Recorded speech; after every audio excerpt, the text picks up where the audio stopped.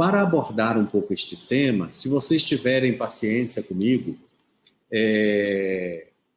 mas prometo também, né, dinamizar aqui o pensamento, estou pensando em abordar 5 temas, ou 5 grandes desafios que a igreja enfrenta frente à comunicação.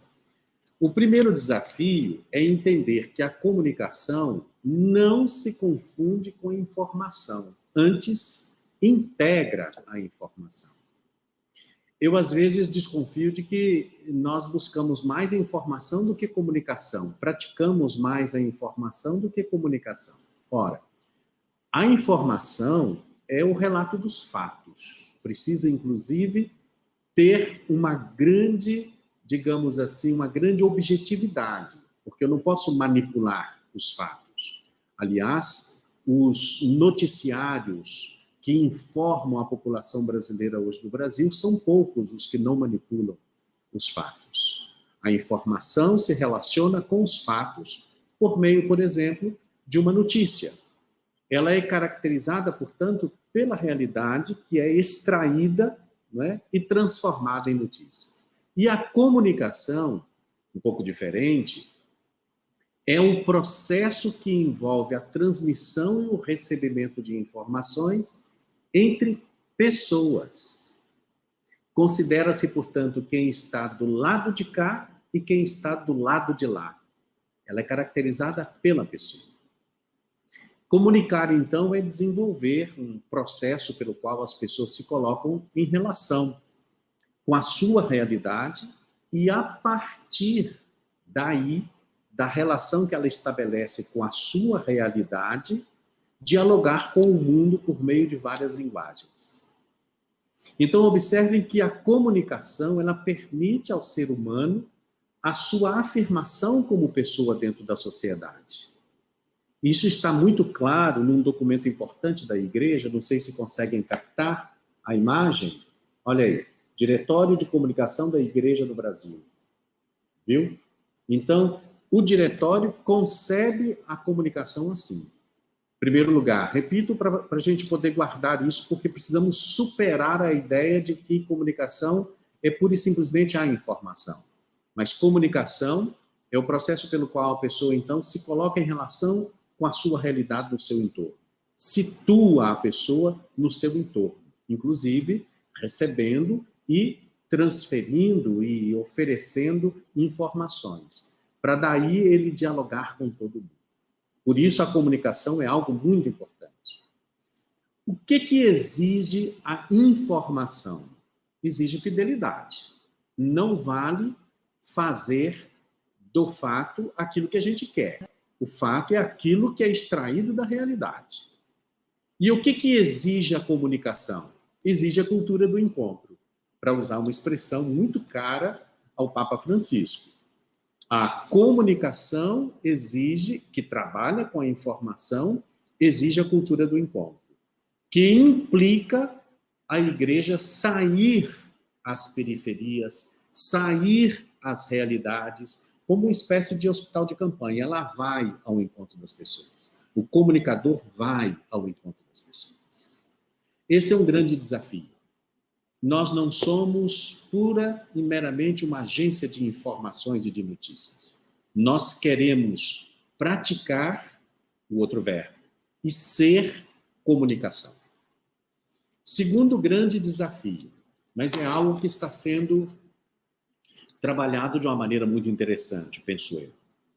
Pela primeira vez, aqui vai uma informação, mas junto com a comunicação, porque eu estou pensando em você que está aí me vendo, me ouvindo. Pela primeira vez, a igreja no Brasil, por meio da CNBB, elaborou um plano de comunicação estratégica da CNBB. Primeira vez. Então, nós temos um plano de comunicação compreendida como elemento estratégico no processo de evangelização. Qual que é o grande desafio? Fazer a mudança de algo que é improvisado, que não é planejado, para execução de um plano bem feito. Este plano, ele está aqui, eu posso mostrar para vocês. Olha lá, conseguem ver?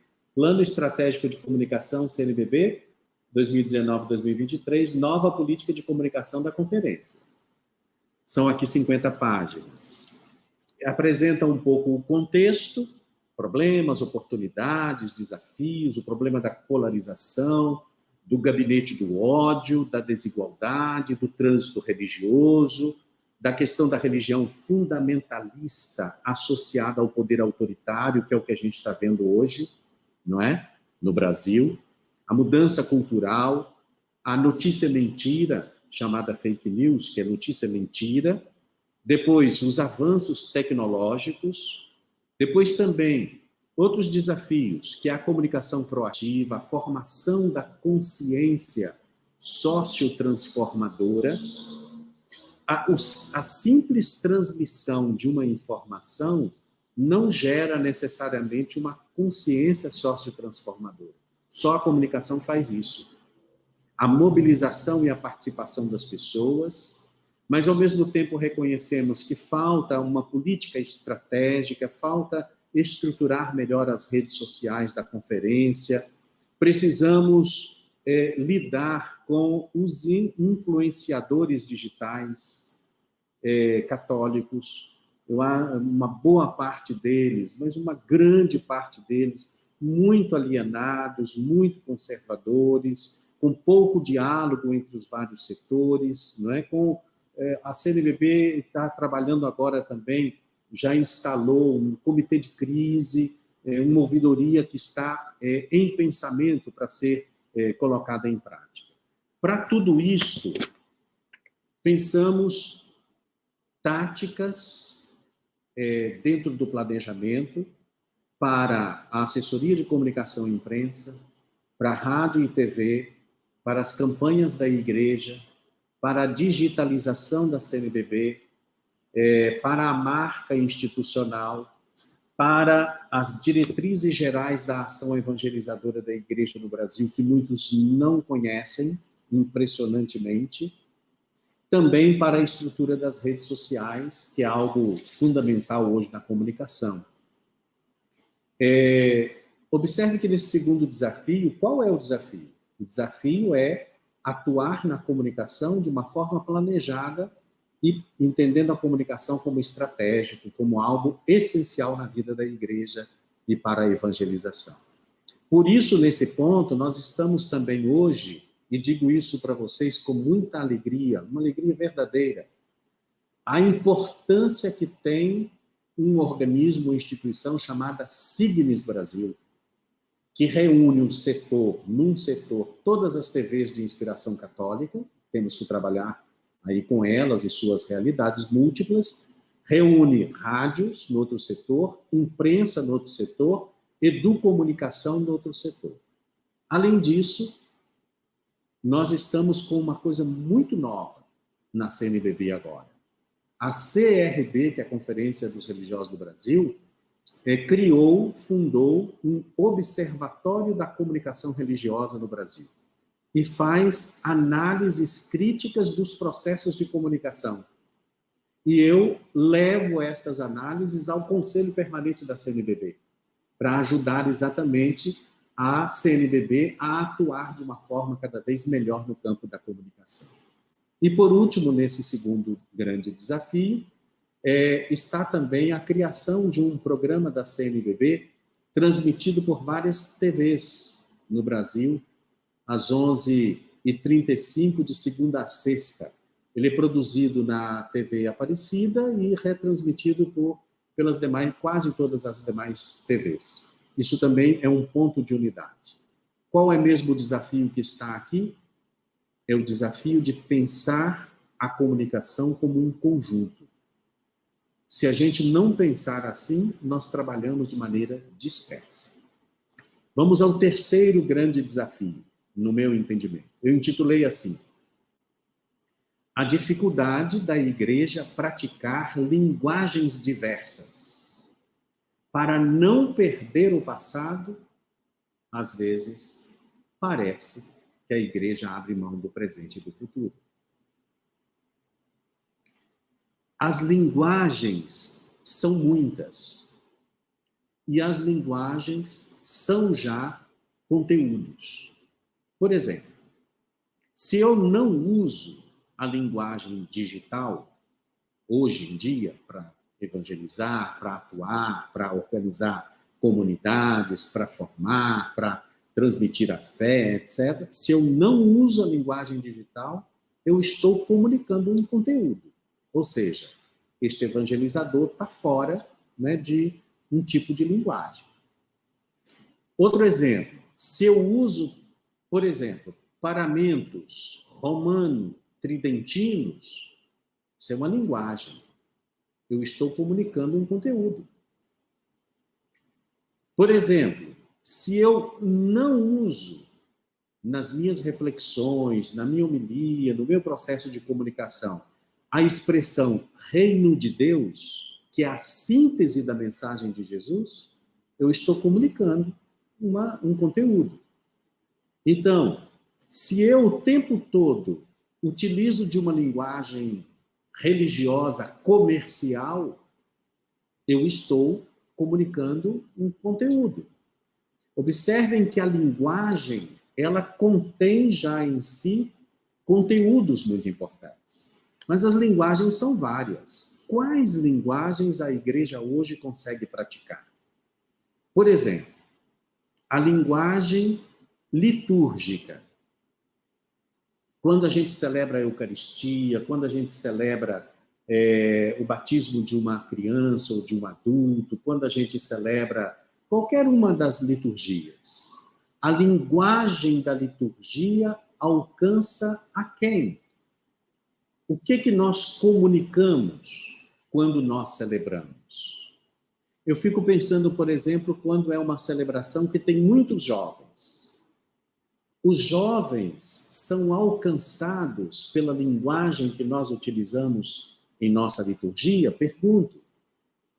Mas mais também, por exemplo, a igreja sabe usar a linguagem das periferias, dos pobres, dos que vivem na miséria, do meio popular?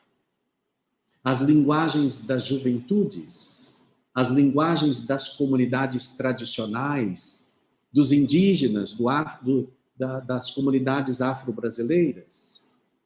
Tenho a impressão, então, que nós precisamos trabalhar muito as diversas linguagens para que nós não falemos apenas com aqueles que já são profunda e quase que perfeitamente iniciados na vida cristã. Precisamos abrir e nos colocar, de fato, um grande desafio. Eu queria dizer para vocês, esse livro aqui, vou indicando aqui algumas coisas, né?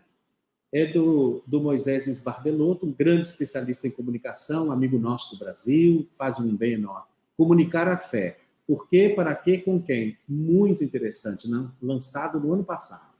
Vale a pena para a gente refletir sobre esses assuntos todos. Quarto desafio, vou falar 5, já estou terminando. Intitulo assim, aqui uma questão problemática. Comunga na comunicação quem comunga na evangelização. Subtítulo é A Contracomunicação na Igreja. Hoje há uma espécie de desalinhamento no mundo da comunicação religiosa, hoje no Brasil, e o desalinhamento é diferente da diversidade, que é sempre muito saudável. O desalinhamento, um fala uma coisa sobre uma realidade, e sobre aquela mesma realidade o outro fala outra coisa completamente oposta, criando, inclusive, aí um problema, um conflito gravíssimo. Então, o desalinhamento, ele revela uma subjacente falta de sinodalidade. Não caminham junto. Então, porque não caminham junto com os outros, então aqueles segmentos acabam ficando muito desalinhados do conjunto da comunicação da igreja. É muito curioso porque esta situação está muito vinculada a movimentos religiosos fundamentalistas. Eu não tenho usado muito a palavra conservador. Porque ser conservador, a gente não só admite e valoriza muitas coisas, a gente pode dialogar, não se trata disso. O grande problema é ser fundamentalista, ou seja, é um conservadorismo fundamentalista. Essa prática do desalinhamento da comunicação, que mostra católicos brigando e discutindo com católicos, não é? Com instituições de comunicação, assim por diante, ela resulta exatamente de uma compreensão equivocada da comunicação dentro da igreja e se colocam desalinhados, né, com esta comunicação, e normalmente são grupos que têm um fundamentalismo de corte mais, de matriz mais neopentecostal. E vivem enamorados também dos poderes políticos, econômicos e culturais, que são reacionários e autoritários. Então, os operadores disso que eu chamo de contra-comunicação, a contra-comunicação é esse desalinhamento, eles têm uma habilidade que é terrível, terrível, que é a habilidade de se apropriar da narrativa da unidade. Eles dizem que quem não pensa como eles é que está desalinhado. Então, se apropriam exatamente do processo da linguagem da unidade. E, além disso, insistem muito no processo de cooptação de pessoas por meio de teologias da prosperidade, oferta de milagres, de recompensas daqui e dali. A contra-comunicação só é superada, atenção aqui, é pela mudança, é pela conversão, e não tanto pela comunicação. Não basta dizer, vamos todos comunicar dessa forma.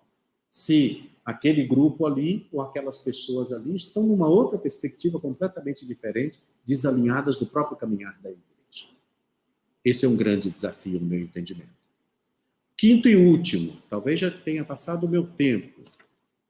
Quinto e último, toda comunicação, toda ela, deve libertar. Senão, ela passa a alienar. Quem entra em processos comunicacionais, normalmente experimenta, de uma maneira bonita, a liberdade. Quem não entra, vive profundamente alienações. Deixa eu dizer o que eu entendo aqui por alienação. Alienação. Alienar-se é desocupar-se do outro. Não considera o outro e não se ocupa com o outro. Está alienado ao outro.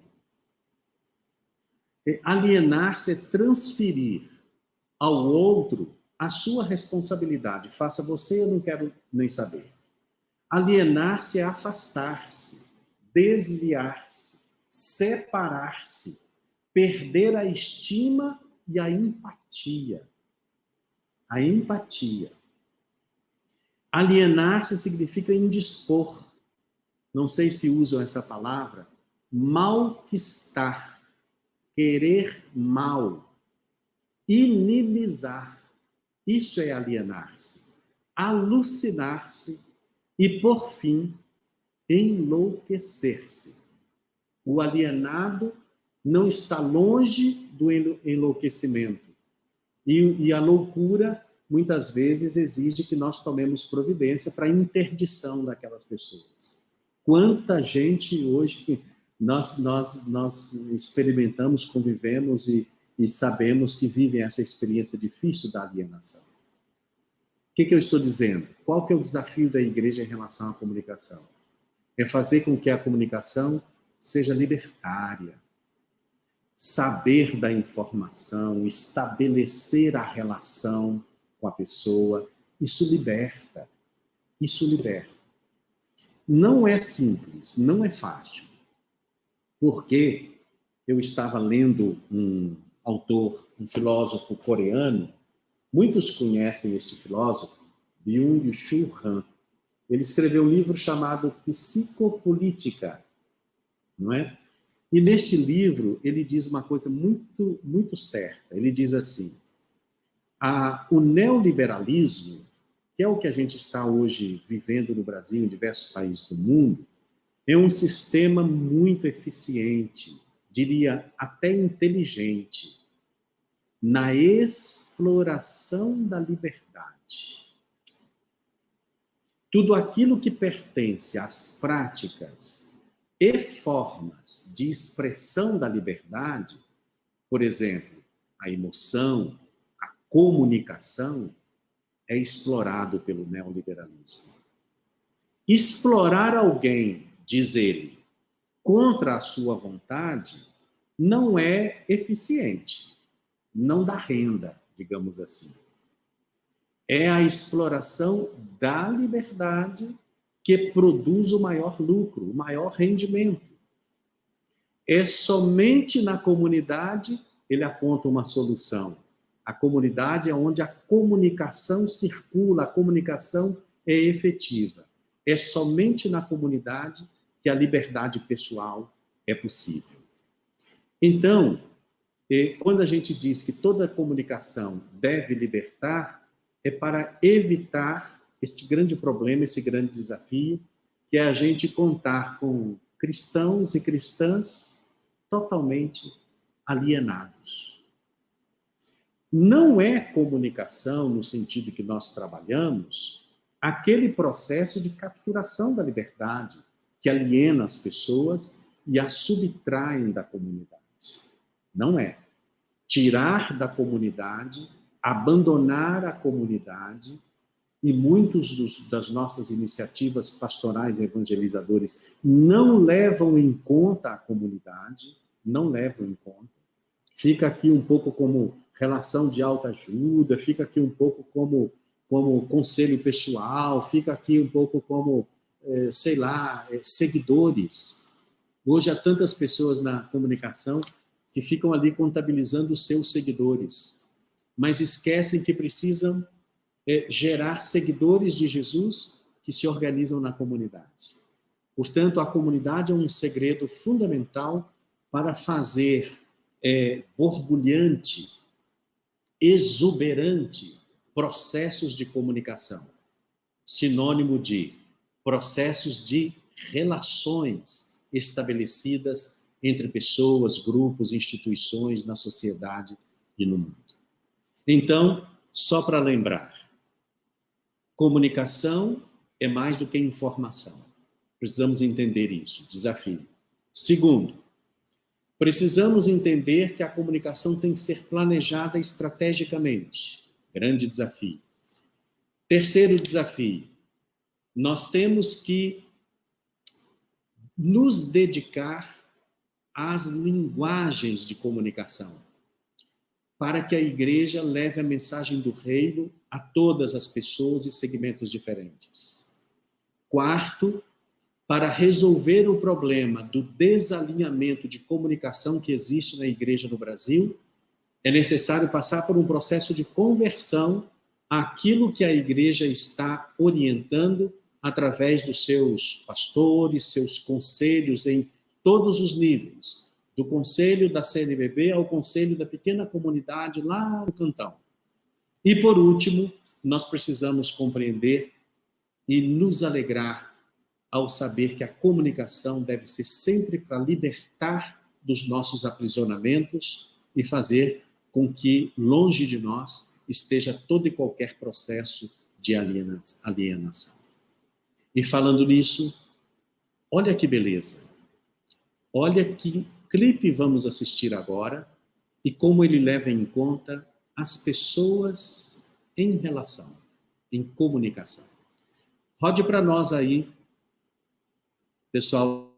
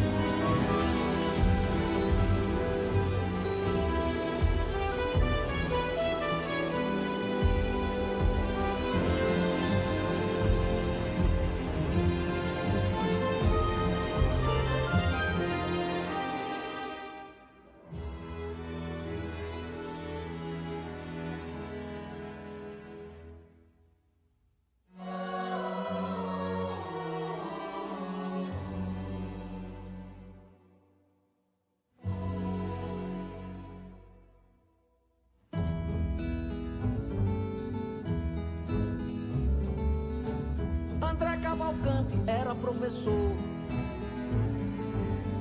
amigo de todos e pai de Pedrinho. Bruno Campelo seguiu seu caminho, tornou-se enfermeiro, o puro amor. Já Carlos Antônio era cobrador, estava ansioso pra se aposentar.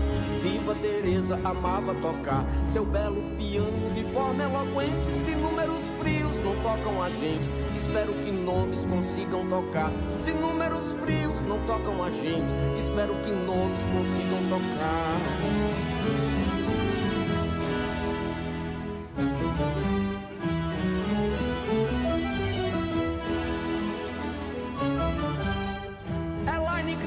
Grande para atleta,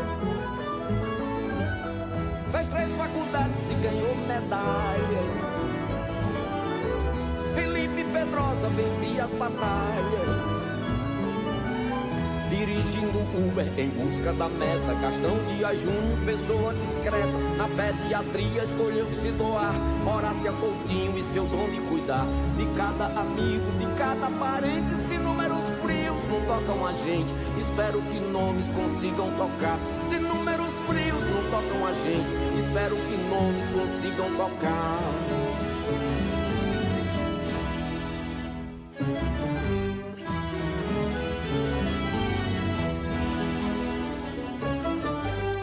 Iramar Carneiro, herói da estrada, foi caminhoneiro, ajudou o Brasil. Joana Maria, bisavó gentil, e Cátia Silene, uma mãe delicada. Lenita Maria era muito animada, baiana de escola de samba, sambar. Margarida Veras amava ensinar, era professora bondosa e presente. Se números frios não tocam a gente, espero que nomes consigam tocar. Se números frios não tocam a gente, espero que nomes consigam tocar.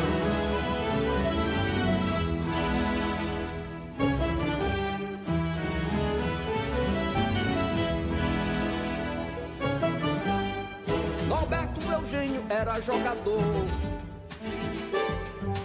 piloto, artista multifuncional. Olinda Menezes amava o Natal. Pascoal Stefano, dentista, pintor, curtia cinema, mais um sonhador que na pandemia parou de sonhar. A avó de Camille não vale abraçar, com Quitéria Mello não foi diferente. Se números frios não tocam a gente, espero que nomes consigam tocar. Se números frios não tocam a gente, espero que nomes consigam tocar.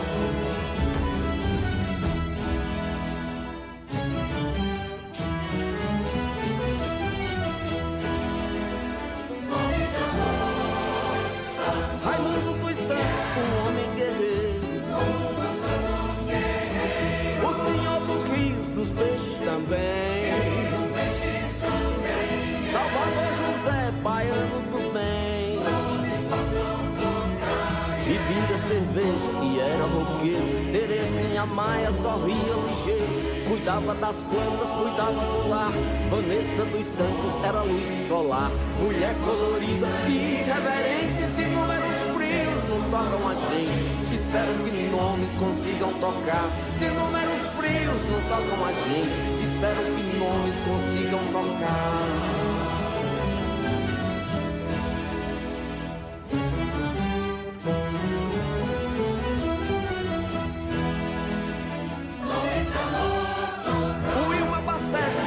Especial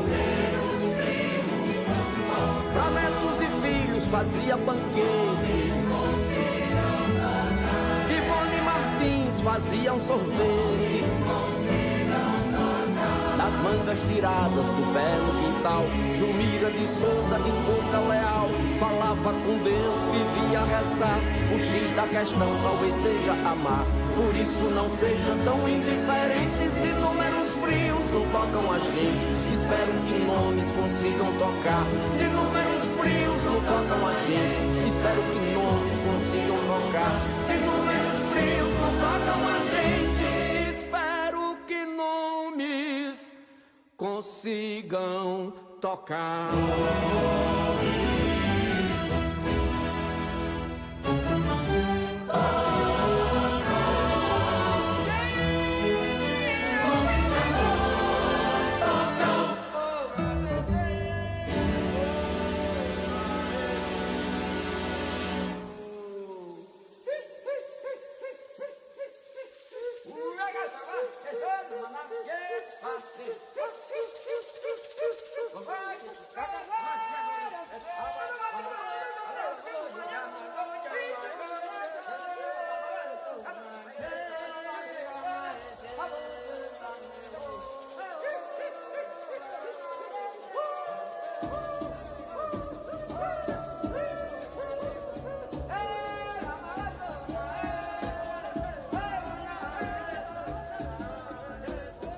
O galope à beira-mar é uma estrofe muito utilizada na poesia popular nordestina, especialmente entre os cantadores de viola.